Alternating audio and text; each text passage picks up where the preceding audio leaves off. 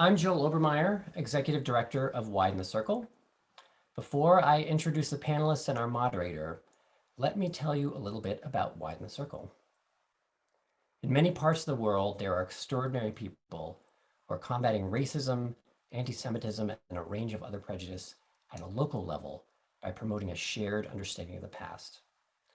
Widen the Circle's mission is to shine a light on those people, amplify their work, and broaden its impact.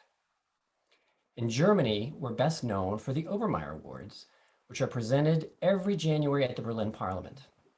These awards honor people in communities that were destroyed by the Nazis or doing profound work, very profound work, to preserve pieces of Jewish history and culture in these communities.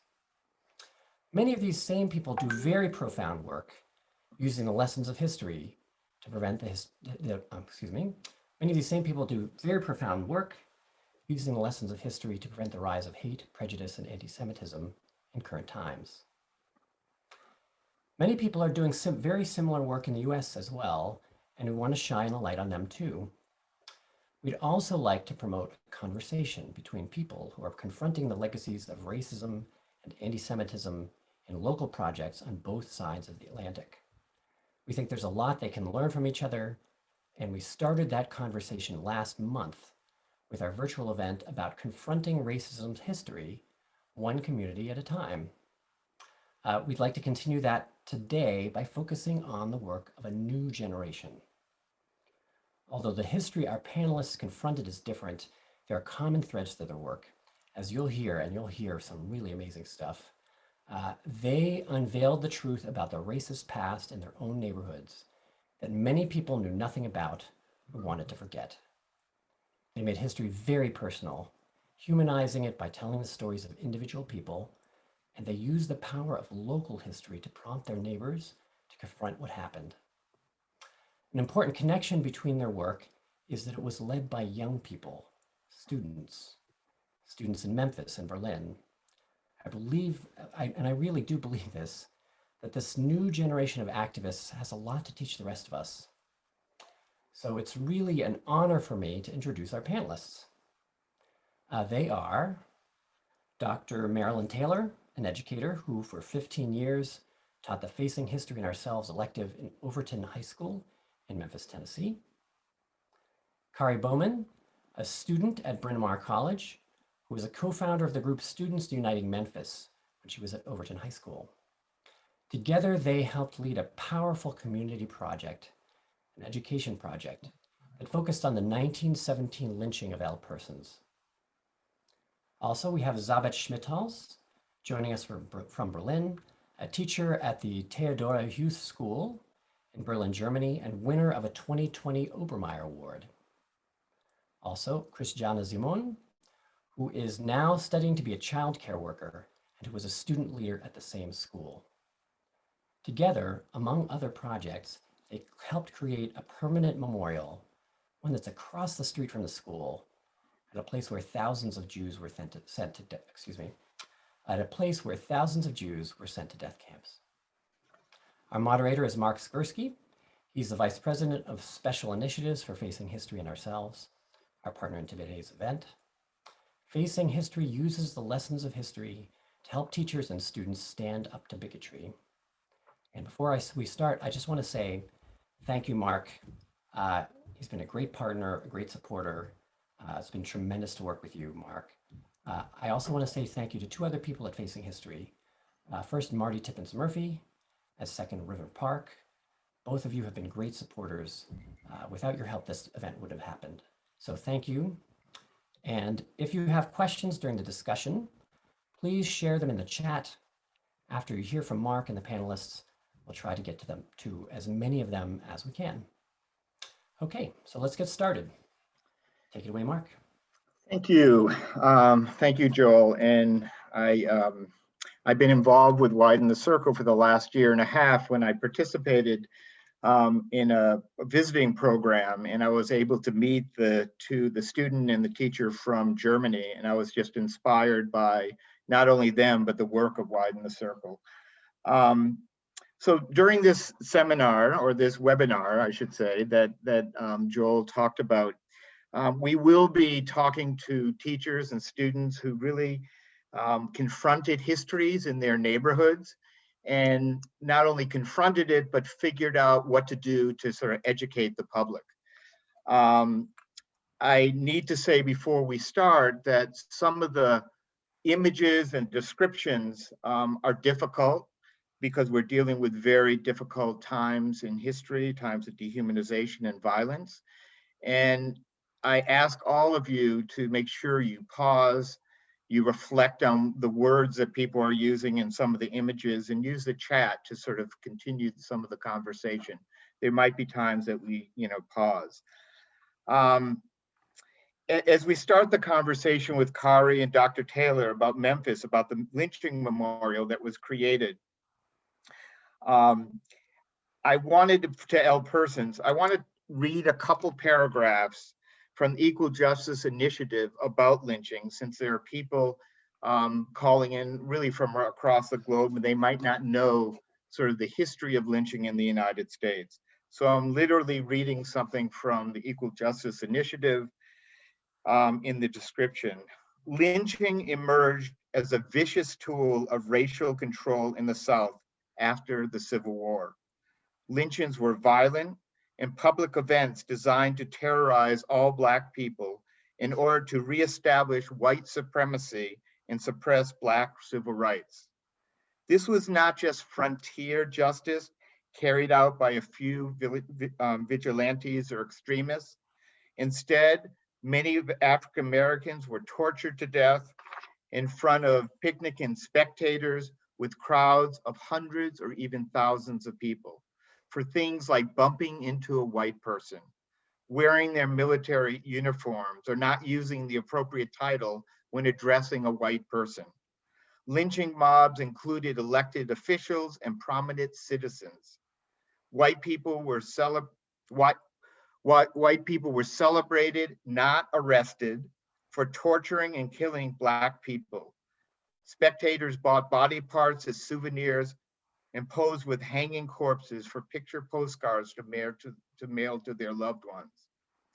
Equal Justice Initiative has documented 4,084 racial terror lynchings in 12 southern states between the end of Reconstruction in 1877 and 1950. So just want to pause for a moment.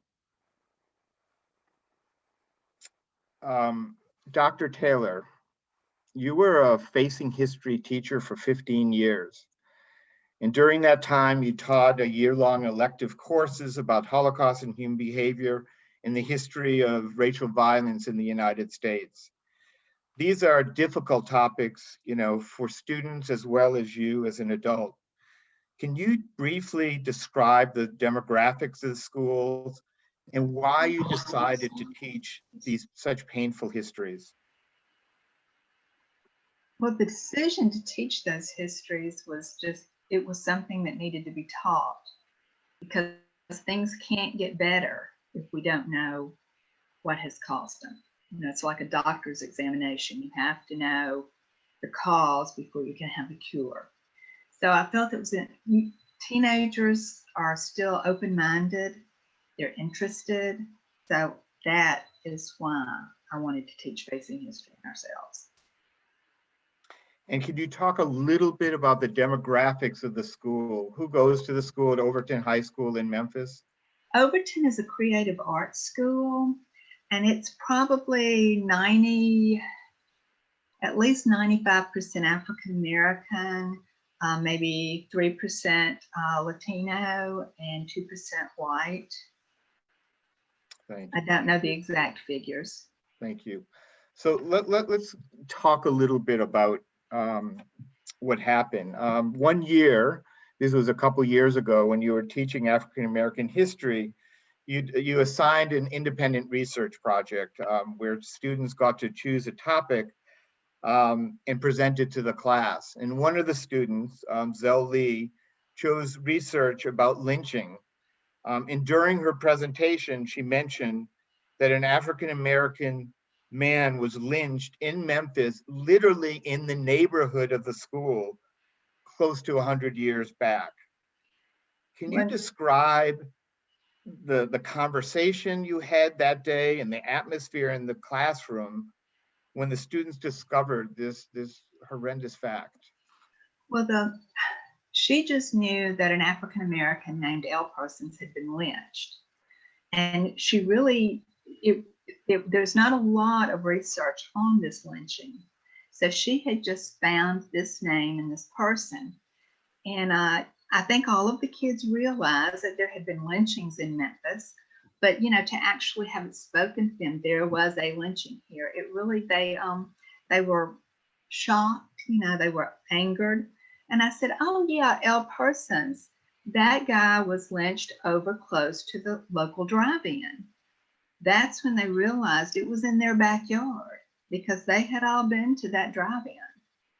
And they were astounded. They just could not believe it. Mm, mm. So, Kari, you were what, 16 years old at the time in the classroom? You're now a senior in college. So it was quite a while ago, but you and your classmates wanted to know more, and you spent a Sunday at the library to do research. And you came back after doing extensive research, and you started to talk to your teacher, and your teacher said to you, "Do you want to visit the site?" And so you ended up going to, on another Sunday afternoon, you went with your classmates and your teacher, and you went to the site of this lynching. Can you describe what it was like for you to be there at that particular time? Yeah, I remember the one thing that like really just it sticks with me to this day is just You have to speak a little louder. oh no, can you hear me? Yeah. Okay. I think one thing that just always kind of stuck with me after visiting was just the smell. Like I remember it smelling so bad at the site, and I remember us having to like it was almost like a hike, having to not climb through, but maneuver around like trees, different areas of water. And then when we finally made it to the actual like area where it happened, my classmates and I were kind of just like overwhelmed with like emotions, sadness, anger, frustration. People cried, and we just kind of had to like take it all in. It was an emotional moment. You didn't really know the classmates that well, did you, before you sort of embarked on this whole project? What was it like for you to be with sort of students that you had been in classrooms, but you were coming from different neighborhoods and different parts of the community? I think that we really had to, in that moment, we had to lean on each other to sort of like get through the situation. And I think having gone through that together, being in such an emotional state, that definitely brought us closer together. So what I would like you to do, Kari, is, and we've talked about this ahead of time, but we'd like to show the plaque and for you to read it, because I think people will get a sense of the life of L. Parsons, which you really needed to sort of not only know what happened to this person, but who was this person, and what was his life like. So do you mind reading this for us? And we have this on screen. It's a two-sided plaque.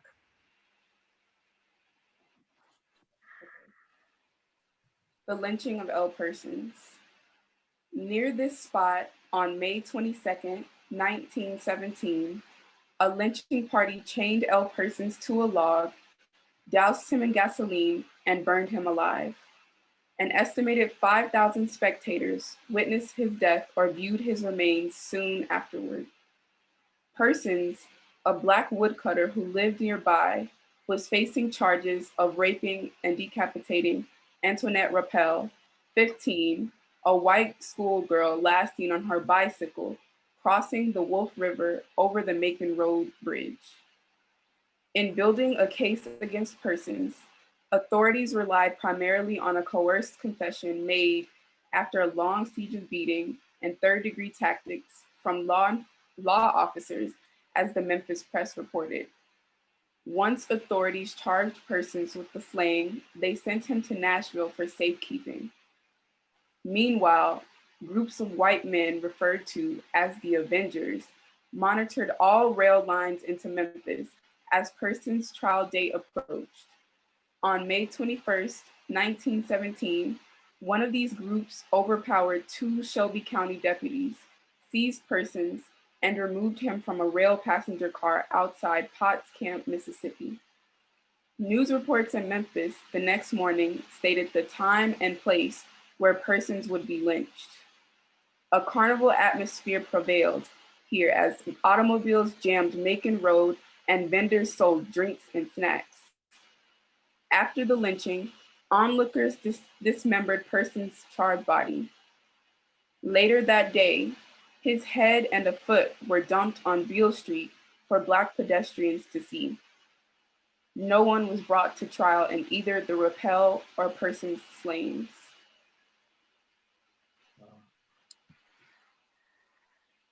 Kari, I know that, this took a long time for you and your classmates to sort of come up with the language for this plaque and get approval from the city to put up this plaque. And there was actually along the way, there was a little bit of a controversy because of some of the language and people wanted to change it.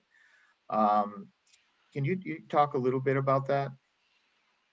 Yeah, basically, us as students, we wanted the truth to be out there. We didn't want to like sugarcoat anything or, I guess, dress it up in any way. Like we wanted people to know exactly what happened. And if that meant having specific words that, most people weren't used to like seeing or felt uncomfortable with seeing, that's what it had to be. Thank you. Craig, there's a slide that we have of the newspaper article that it was the headline from the newspaper about this lynching. And I think, this was the reality. Thousands cheered when Negro burned. And this was where thousands of people were gathering with their families, having picnics. And this is the history that was so, buried in Memphis that Dr. Taylor and her students really uncovered. I want to get back to the story a little bit. And Dr. Taylor, I know that when you described to me what it was like to be with the students that day, it was sort of a very difficult moment for all of you being in that field and imagining what that horrible scene represented or what it was like for you and how you tried to make sense of it. So you left in silence. And then the Monday you came back to class and you had to pick up. And I know that, can you describe what is it that you said to the students? How did you process this? Well, they were still very subdued that Monday morning. And so basically what I said to them was, what are you going to do about it? Because we can't just sit here and say, oh, this is so sad.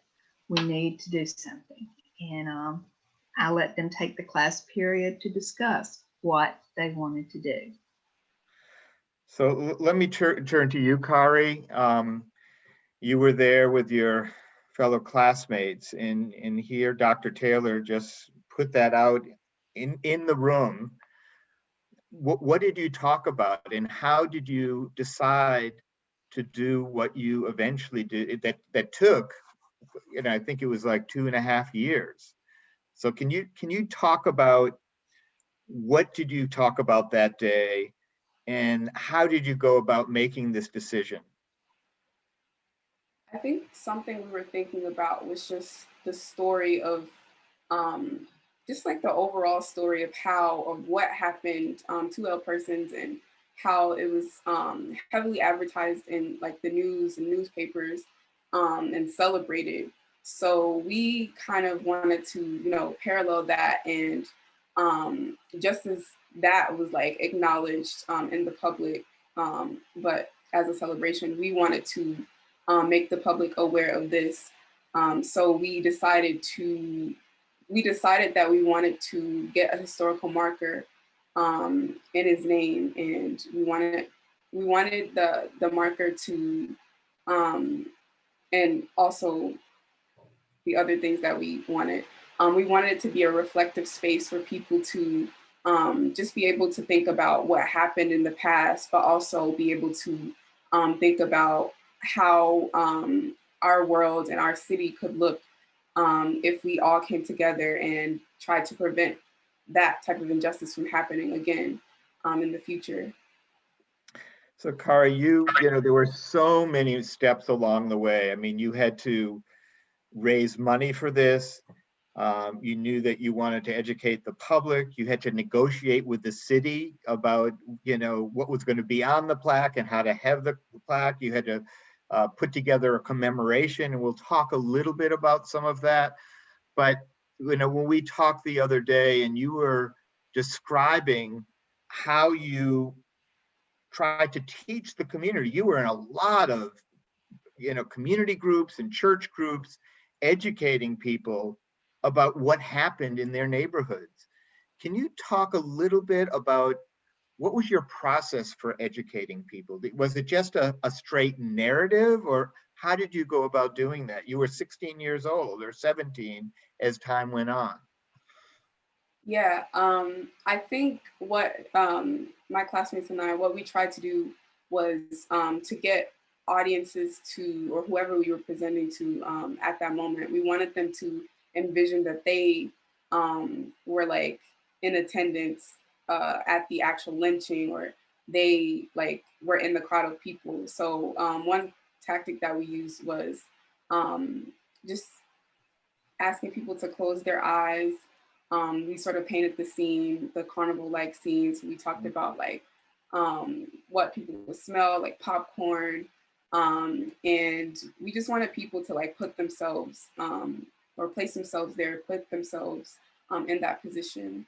We wanted it to be very reflective, and I think what I found was that I found that to be more effective, and I found that after we had gotten done like presenting, there was a lot of silence from people, and I think I had to be okay with that silence and not trying to fill the silence, because a lot of people were trying to process it, and it is traumatic. So, Kari, you know, we also talked about your family and your grandma, and you know, talking to your grandmother about this. And can you describe what that was like? And yeah. So initially, I did not want to share that with my grandma, just because like she was alive during that era, and I know it could be, like I said like a few minutes ago, that kind of information is traumatic, and a lot of people don't want to have to relive that. So I didn't initially like share what I was working on with her, but um, I did eventually, and um, I think her reaction was what I expected it to be. Um, she was, I think she was trying to like understand it in her head as well, or just like think about like times, like previous times. So I don't think we really like talked about it that much, but it was, it was, I think it was great that I finally got to share that with her. mm, you know, this went on for quite a while. I mean, raising the money, doing the education, um, figuring out, you know, like I said, the negotiation, and then, you know, 2.5 years later, I think it was on the 100th anniversary of his lynching, you had a commemoration. And I'd love to, if Craig, you could show some of those photos while I talk to Kari and Dr. Taylor about, Kari, what was it like? Can you describe that event with hundreds of people who came, what it was like that day, what was the mood in the group, who was there? Yeah, and I think our group, or us as students, we aimed to have as many people at that event or at the commemoration that actually attended the lynching 100 years ago, and we did have hundreds of people, but not as nearly as much as the lynching. But it was still nice to see so many community members come out and just you know, I don't know, but they were there, and I found it interesting that the family members of Antoinette Rappel and Elle Persons were there. And unfortunately, I didn't get to talk to them because, there was a lot of press and media. So they were kind of tied up in that, but it was nice to see them on stage, sitting together. Hmm. Well, it was, I know many people, some of them are on the phone, who were there for the day of the commemoration, and it was just an incredibly powerful and moving day. And you really changed the narrative of Memphis history. Dr. Taylor, I'd love to ask you, just as a teacher, I mean, I used to be a teacher. There are those universal moments, those transformational moments as a teacher. What did it feel like to sort of watch these students do what they did for, a couple years, stay with it, and then be there at that moment when really the history of Memphis was changed? There really are not words. There are moments in a parent's life when they are so proud that tears come to their eyes when their children do something. I had that same feeling with my students. I could not have been prouder. They continually make me proud. Yeah, and amaze me. Kari, this is, now we're looking at, many years later, you're a senior at Bryn Mawr. Can you talk about the impact this project had on you personally after, leaving high school, and maybe describe some of the things that you are doing now on campus at Bryn Mawr? Yeah, and I think I want to go back first before I talk about Bryn Mawr, but I want to go back to right after, or maybe it was sometime during, but I remember talking to Dr. Taylor about just possibly majoring in Africana studies or something like that. And she gave me this thick stack of books about just the history of just Black history in Memphis, I guess. So I finally declared a minor in Africana studies, but I think I'm an English major, so most of my English classes have been cross-listed within the Africana studies department, and I finally declared it. But I think the project overall just made me more interested in just social justice, advocacy, and racial equity. And in my freshman year of college, I joined this group at my school called Black at Bryn Mawr, and I was the only freshman, a part of the group. There were 5 of us, but we basically gave tours about the history of Black students, Black faculty, Black staff at Bryn Mawr, because Bryn Mawr has a very racist history. A lot of students there, the original students there, came with servants and maids who relocated from the South. And so for me, that was kind of hard to deal with. But just thinking about now, I'm now a senior and I'm the coordinator for that program. And I recently did a teach-in to about 250 plus students. We just had a strike at our school.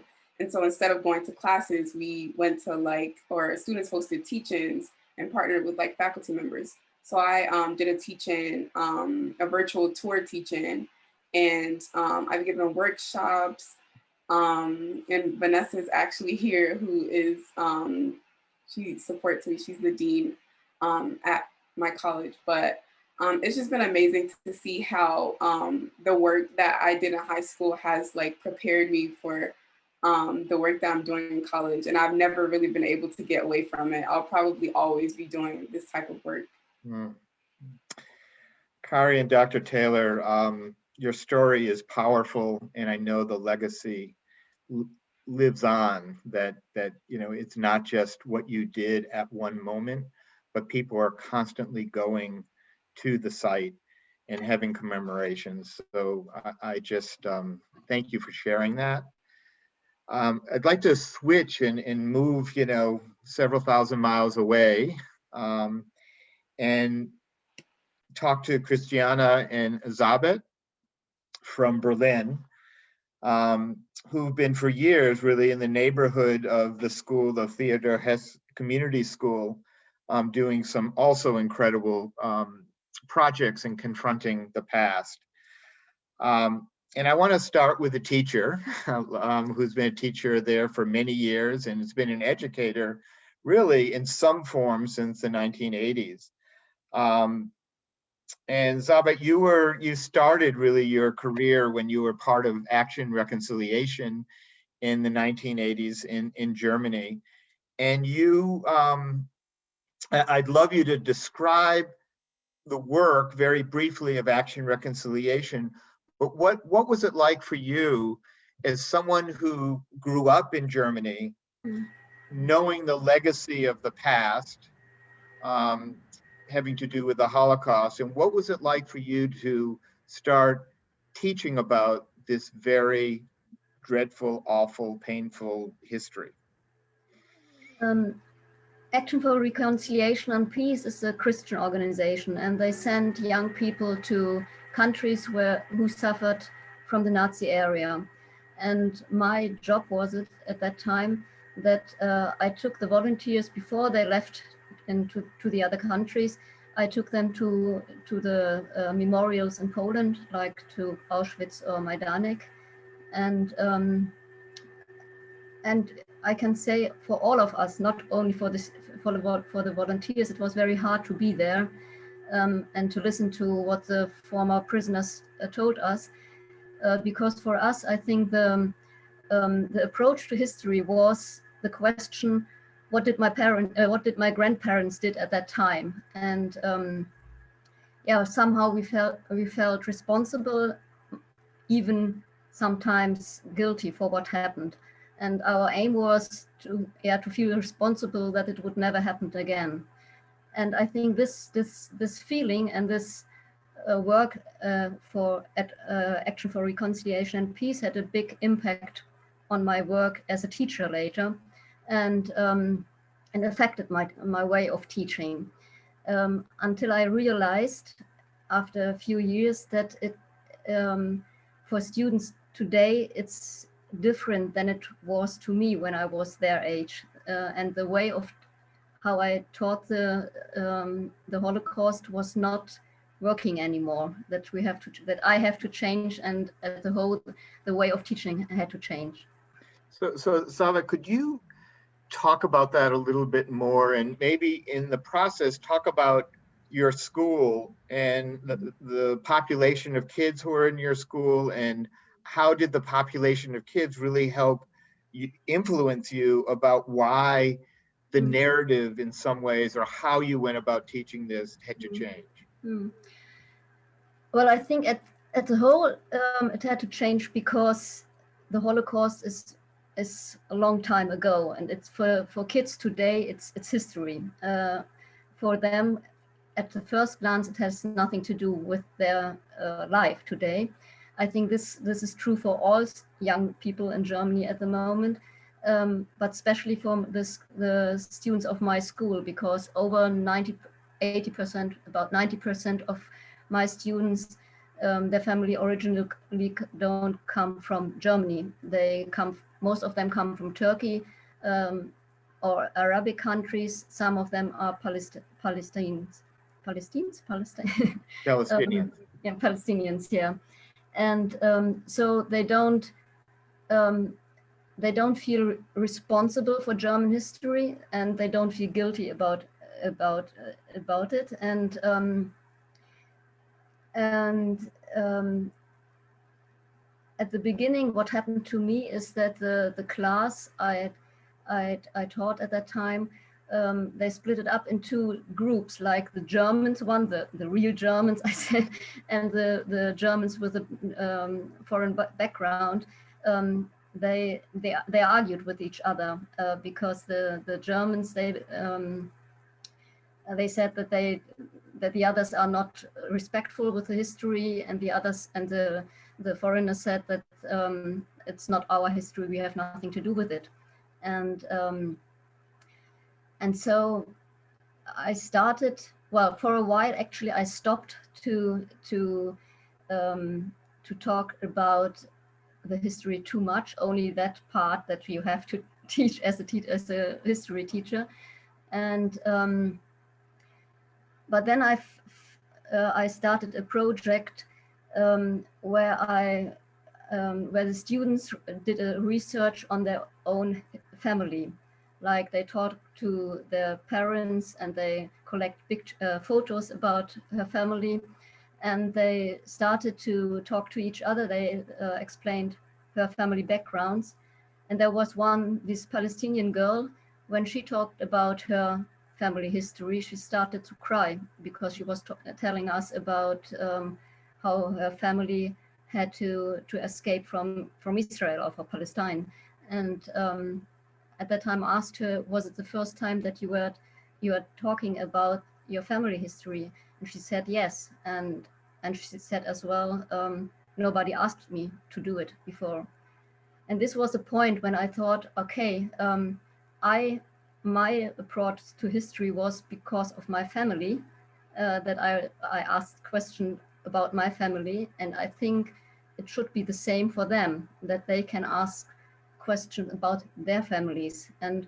Um, and when I talk to them about Jewish people, for example, they don't think at first about the Holocaust.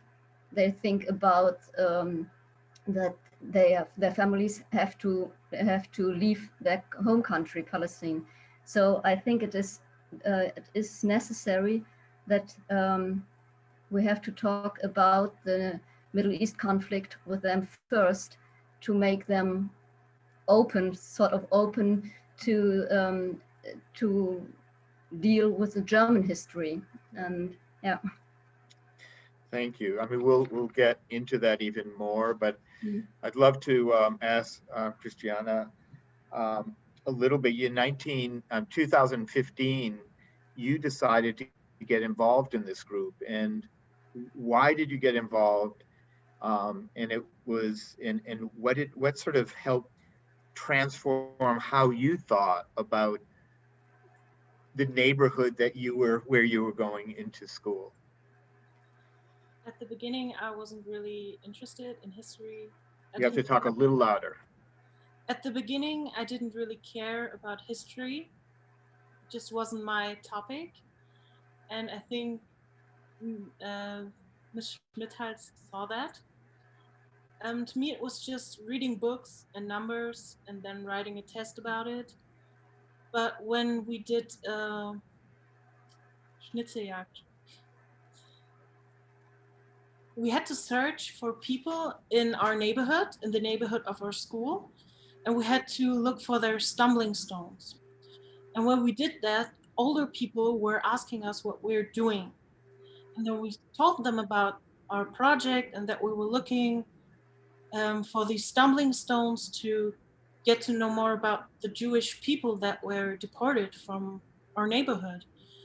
And there were old people that were telling us, oh, I knew that family, or my mother knew that family, or I lived close to that family. And I know that sounds weird, but that's the first time actually got to me that these were real people. There were millions of real people, actual people like me, that had to go through that. And that was really the beginning of wanting to know more about the history of this country and about Jewish people, Jewish life. Christiana, was there a person an individual that you studied that about their life, not just about how they died, but about the richness of the life that they had. Can you remember a person? We read a book about a woman, Inge Deutsch-Kron. She wrote the book I Wore the Yellow Star, and that was really the first story I got in contact with about a Jewish person back then. And it got really personal for me because I felt like reading that book, that's always what I feel when I read a book. I feel like I know the people I'm reading about. And that's really what got to me because I felt like I know that person and she's going through horrible things. And I wanted to just know more about her story. And then we talked about it in class and we like did a time wrap about what happened when. And that's when I realized that this is really important and that, yeah, that there's thousands, millions of stories like hers, and that I want to get at least to know a few of them. Yeah. Yeah. So this story becomes even more complicated in some ways, because across from your school, there are the train tracks, which was also the station where in the 1930s and 40s, Jews were deported. The largest actually train station in Germany, where they were deported, where people were literally walking through the streets right across from your school, um, and going into the trains, not knowing some of them where they were even heading for, not knowing some that they were going to their deaths. Um, and there was eventually, Sabat, there was originally a tiny sign that no one saw, um, and that you were asked, by a committee, could you get involved? And so you and your students got involved with sort of helping to build and teach about what happened. Can you talk about that? And I'd love for you to talk a little bit, and for Christiana also. Well, as you said, station, the deportation station, was not very known in Berlin. Even it was actually the biggest, the largest station in Berlin or in the whole Germany. About over 30,000 people were deported from there. And there was this little sign or plaque in opposite of our school. But I guess that hardly no one in our school, no teachers, no students actually knew about what happened at that place. And I think one reason for this was that nobody could connect any history, any stories what about people who were deported from there. And what we did after the architects of the memorial asked us to join the progress of building it, what we first did is that the students took pictures of the creation of the memorial, and we afterwards we turned these pictures into an exhibition shown in the local town hall. And after that, we took part in the opening celebration of the memorial, and the students, they made some research on biographies of people who were deported from that place. And I think there were quite a lot of people joining that celebration, and I think they were all very moved by these stories, because it was for the first time that they get to know people who were even in the neighborhood of our school. So they were all neighbors somehow. Yeah, This and is a after. picture of the memorial being built and the commemoration. Go ahead, Sabat, I didn't mean to interrupt you. Yeah, maybe I can say as well that just a few days after this opening celebration, we went to Poland, and we what we did is that we went to these places where the people were deported to. So we went to Majdanek and we went to Treblinka, and I think it's always very impressing and important for people, not only for young people, for all of us, to visit the original places and to, as long as it is possible, to talk to people who lived through the history of the Nazi era. And we did this for the first time when we went to Israel in 2015, because this was what we did after well, this idea came up to go to Israel after we noticed how important it is to deal with the countries where the students come from, and um, and the important thing about this group, Remember, that's the name of our group, is that we try to connect history with the present. And I think in Israel, we did it because of we talked to former prisoners of the concentration camps, and we talked to Muslim people and Jewish people about the Middle East conflict.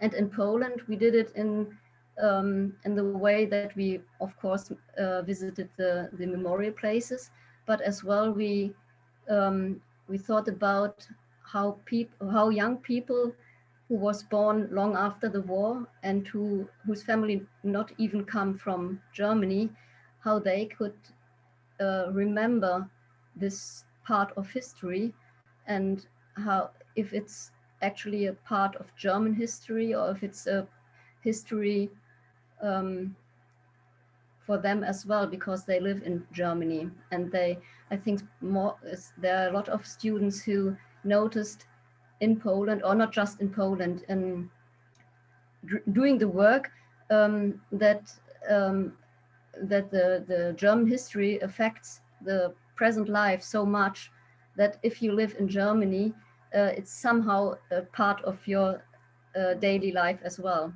And so it becomes your own history. And I think that some of the students learned that because of the work we do. Thank you. I'd love to, I know there's so many stories. I mean, we had a long conversation and there's it. So hopefully we'll get to at least some of them, but I'd love to turn back to you, Christiana, about, you know, you went to school literally across the street. You can look out the window of the classroom onto that site of the train tracks. And you were also knew a lot about it because you were studying it and you were part of this project that, you know, did commemorations and helped build that memorial and the pictorial essay. Can you talk a little bit? What was that like as you were sitting in class and knowing in some ways you're learning about the past, you're learning mathematics, but you're also looking outside your window? Um, there were times that I would look out the window and see the little lead that the little way that lead to the tracks, because you can't see the memorial directly because there's only like a few meters of track still there, so you can't really see that, but you can see the way that leads to the tracks. Because there is a big supermarket on top of it now, that's really not making it easy to see the actual memorial. And that's the first thing I noticed when we learned that this was the track where 35,000 people were deported from. I thought, okay, so why is there a supermarket on top of it? Shouldn't this be a memorial already? Why why do we have to talk about what we can do to make this a memorial when it should be one already? And it made me feel all kinds of things, really. It made me angry because I just thought, how can we not care about the history? I thought, why are we not caring about the people, basically, and the stories and the things that they had to go through? How can we not care about that and just put a supermarket on it? Like, okay, let's forget about that. That's what it felt like to me. Mm. And the next thing I probably felt was fear, a lot of fear, because like Ms. Schmidt has already said, we went to Poland. Not me, unfortunately, but my friends did. And they had to a lot of racism had met them there. They were treated very badly because of their hijab or the language they were speaking or the way they looked. They didn't look polished. So they were met with a lot of racism. And not just that, but all the things happening in Germany, not just in Germany, but let's talk about Germany. All the things that are happening in this country right now, they scare me. They scare me. So when I look out the window, I think you have to know that this was a school back then already. So people my age learning there, studying there, could watch thousands of people being pushed and trapped into wagons to drive into their destiny. And when I think of that, it makes me mad, it makes me sad, it makes me fearful, it makes me feel so much pain because I cannot understand how people were or are capable of doing something like that. I can never imagine how you can be able to push dozens of people, kicking them, beating them into a tiny wagon, knowing where they're going, and maybe even shooting them if they misbehave, if they naturally fight back. And that's something that really, before we did this whole thing, I was kind of living in my bubble. I didn't I didn't really care much about history, and I didn't really care much about things going on in the world right now because it wasn't affecting me. I was having my life. I look German. I don't have to live with racism daily. I'm privileged. I didn't have to flee a country. I didn't have to do any of that. I'm living my life. I was blind basically. And that really opened my eyes because I could kind of feel what the people felt back then. Yeah. Now, Christiana, I don't know if I ever said this, but it's a real thank you because when I was in Germany with Widen the Circle and we were there for the commemoration and you were one of the speakers, but you also stood next to me and just translated everything and answered all the questions. And it was very difficult to be at that spot. And if it wasn't for you, I think it would have been a very different kind of experience. So um, I'd like to ask you one more question, Christiana, and then open it up with with really the four of you. But what, how have you carried on with your, from what you did in that period of time? Can you talk about what you're doing today and how that sort of you sort of talked a little bit about how it's impacted you, but what are you doing? What do you plan to do with your career? You're also in school now. I'm currently studying to become a childcare worker. And I do believe that this project has played a big part in that decision because I'm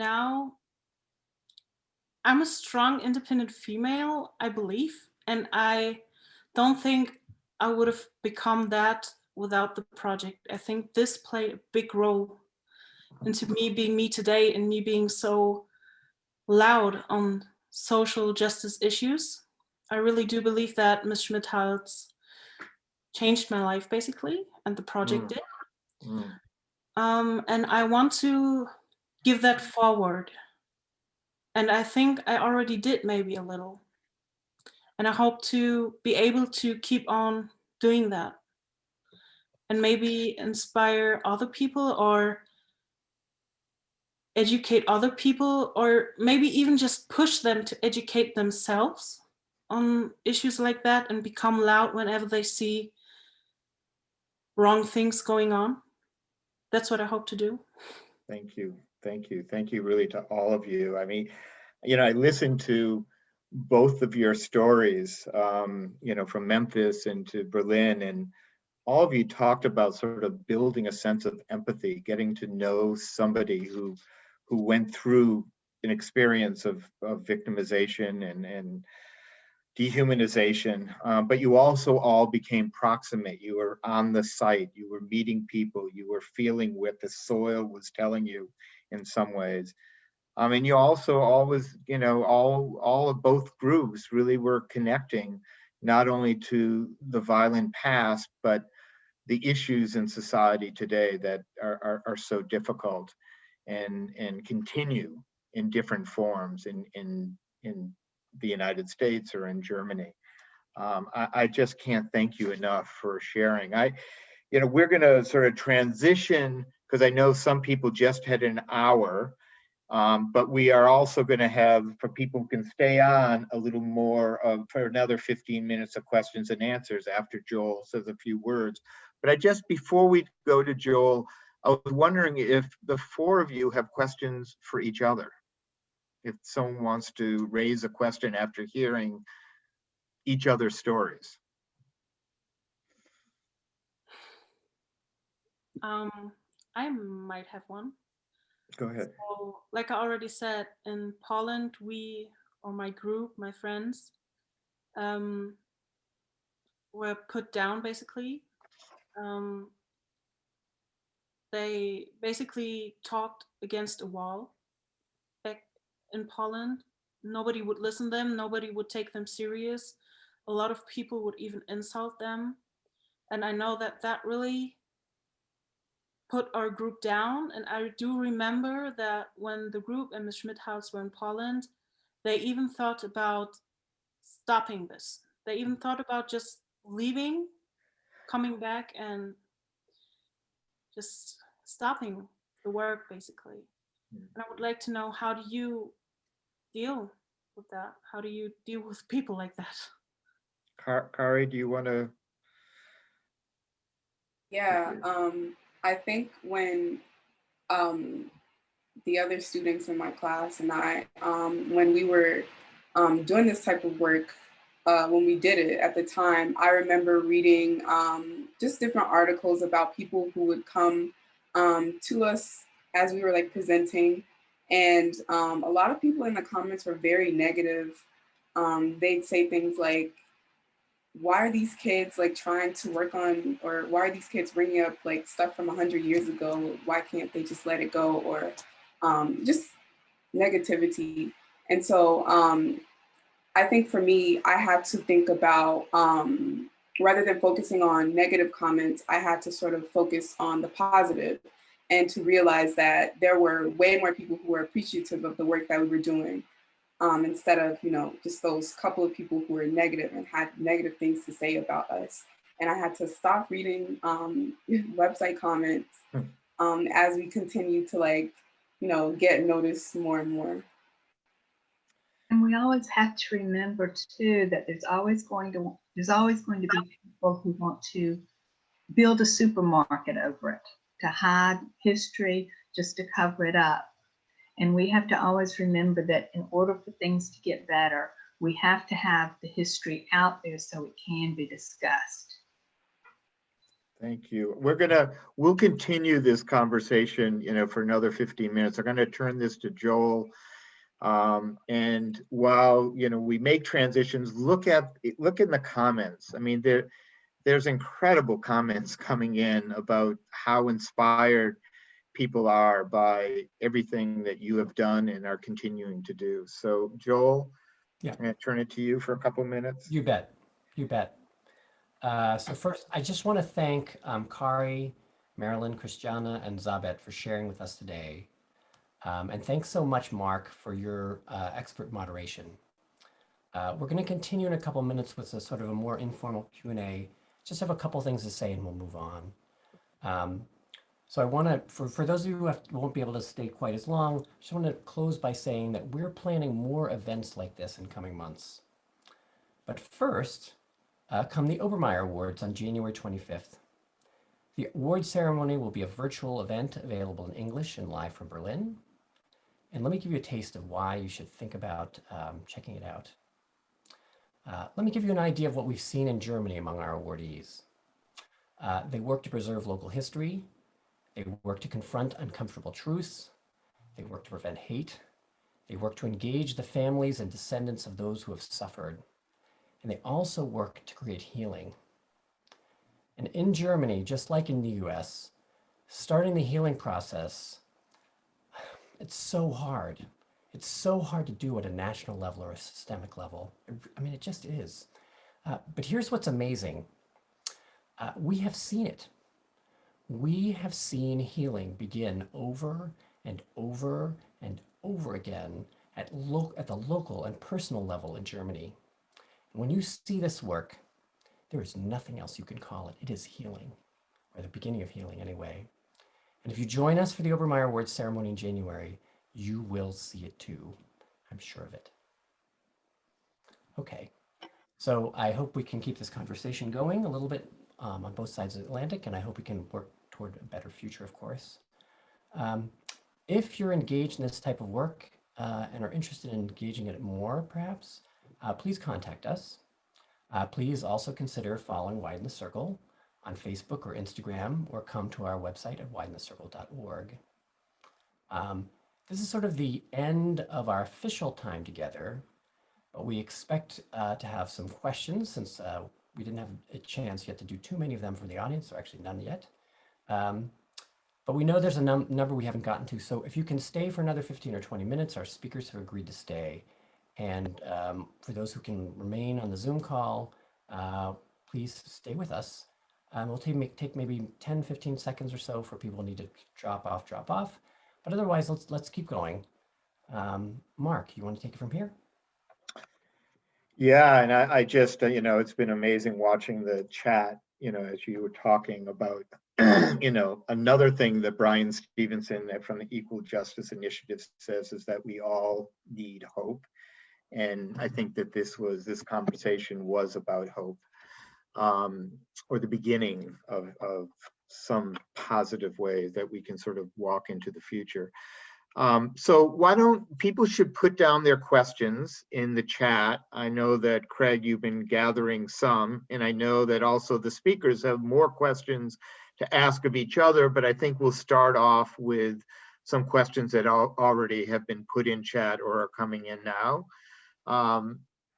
Actually, Dan, do you want to ask the first question that is there? Well, David Wilkins asks if the students connected with the Equal Justice Initiative's Lynching Memorial Project and developing their memorials, and then later talks about wanting to do something similar to bring an EJI lynching memorial to Sarasota and Manatee counties in Florida, and what resources would you recommend? So that's for, I guess, Dr. Taylor or Carrie. We have worked with Brian Stevens, and with some of the dirt from the ill person's location is in that memorial, and there is a group working on bringing our part of the memorial back to Memphis. And as for resources, contact the center. They have got amazing resources, and Brian is just a wonderful, wonderful resource, and he's so open to helping anybody. You can also go to the Facing History website that has a lot of resources also on lynching. We actually brought Brian Stevenson to Memphis, and when he was there, a lot of the students attended that event, and I think that was also an inspiration. Well, Oh, there's a comment that I'd like to turn into a question. Karen Tucker very profoundly says, the question of students with roots from outside of Germany not feeling ownership of the history is similar to Americans of today not feeling responsible for slavery. Isabel Wilkerson in her book Caste addresses this well, using the analogy of moving into a house that needs work that you didn't build, but you are now responsible to fix it up. So Carrie and Christiana both talked about facing just outright resistance and bad comments and insults. But what about the larger question of people saying, "Well, I had nothing to do with this. This was generations ago. Why should I care about any of this?" How do you deal with that? I think, I think there are a lot of examples to show that history still matters, that there are things are coming up which are not the same, but similar to what happened in history. And to know about history, you might know what can happen in future if you are not careful. And as Christiane said, that knowing the history sometimes makes you more aware of what is going up, what is going on in your environment. So I think I could say that to them. Kari, you were about to say something? And Yeah. also Christiana too, but Kari? No, perfect. I was going to say something along the same lines of like, just knowing your history helps to be able to prevent injustices from happening again in the future, in the present. So. And I'd like to add that the Facing History curriculum makes it so easy to help students understand that history impacts their life today. So I mean that the Facing History curriculum is a godsend when you're trying to open students up to ideas and things like that. Christiana, were you about to say something too? Thanks, Dr. Tuff. Everything happening today roots from something, and the more you deal with the past, the more sensitive you get to what's happening now, and you know that something like it happened in my school, using the word Jew as an insult back then led to something absolutely horrible. And that's I guess that's what a lot of people saying things like, "Oh, why should it matter? Just let it go," don't see that these simple things actually added up and led to what happened back then. And when you work with topics like that, you get more sensitive to these kinds of things and step in immediately. Thanks. Susan Burden asks, what is the first step in engaging teens in understanding the history of racism? You suggest a hands-on experience of some kind? That seems to be a thread in the experiences of the presenters. Well, I'm going to go back to the Facing History curriculum. And the Facing History curriculum begins with something they call an identity chart. And it's how you view yourself and how others view you. And that opens the door to a lot of discussion. Am I really what I think I am? Or am I what these people say I am? Who am I truly? And that's the first step, is letting students understand who they are and where they come from.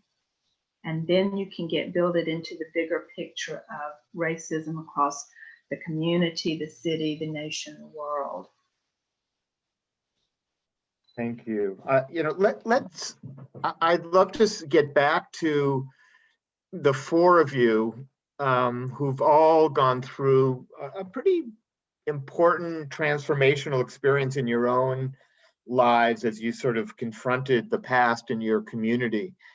Are there other questions, because they're so similar yet they're so different, each of your experiences, that you want to ask from each other? Well, I'm always wondering about how we can remember, because I mean, we worked on this memorial and I'm proud of the students that they did it. And but still, I'm not sure what we are doing with this memorial now, because I think we have to keep it lively. I don't know if you know what I mean by this. And it's very hard for students to cope with the history and to always the kind of commemorations. I think they have to change as well, because I think they don't fit to how young people are. And I try to find out different ways of commemorations, but I'm wondering if you have an idea how we can cope with the memorials, what we could do with them. You know, it might be interesting for Kari, and we'll go to Dr. Taylor too, but Kari, you know, you're in the midst of sort of thinking about, even on your campus, confronting some of the past there, and how have you thought differently about how you're going to sort of, once you sort of come to terms with what is the actual facts, how are you going to bring people together? And then Dr. Taylor after. I think an important part of the work that I'm doing now is just trying to connect the past with the present. And so I've been in meetings, a couple of meetings this semester about planning a Black at Bryn Mawr symposium where we invite current Black students, current Black faculty, current Black staff to just talk about their experiences. And we wanted this to be an annual thing. And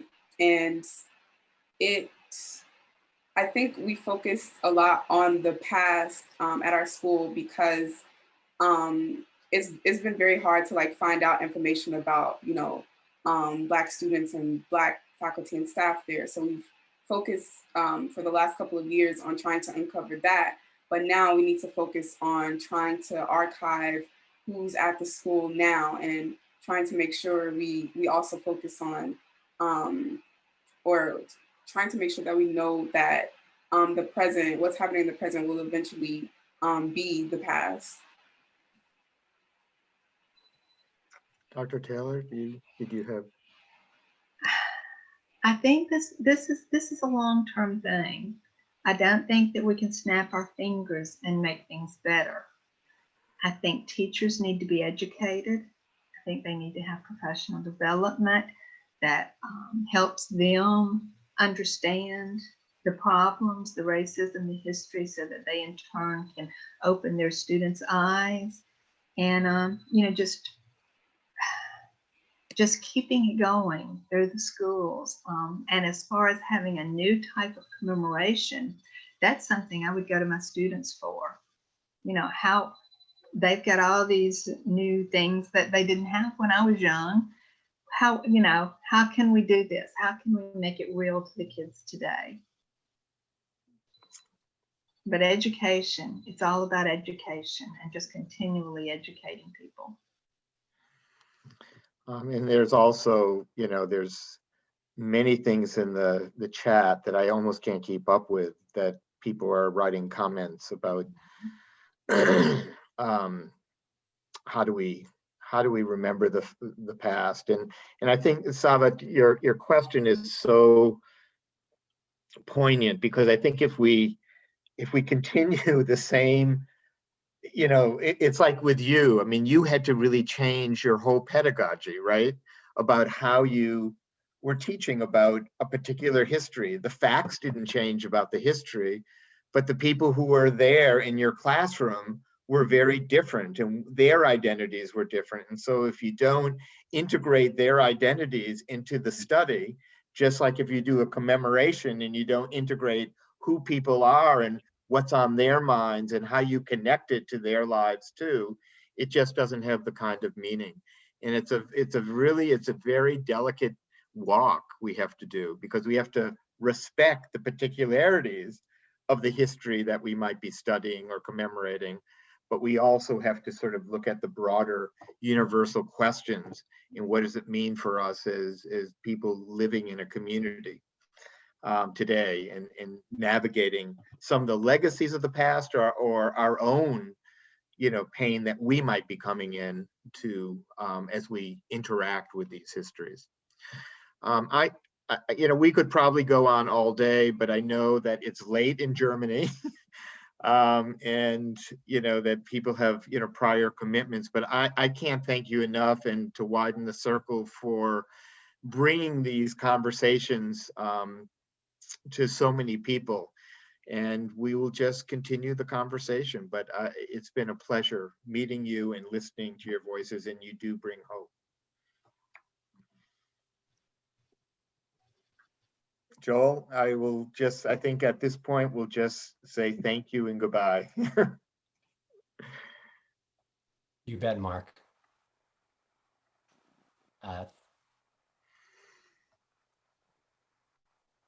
Thank you to everyone who joined us. Thank you everyone who stuck around for the conversation. The questions were great. The chat was great. We really appreciate it. And we look forward to seeing you again soon. Thanks.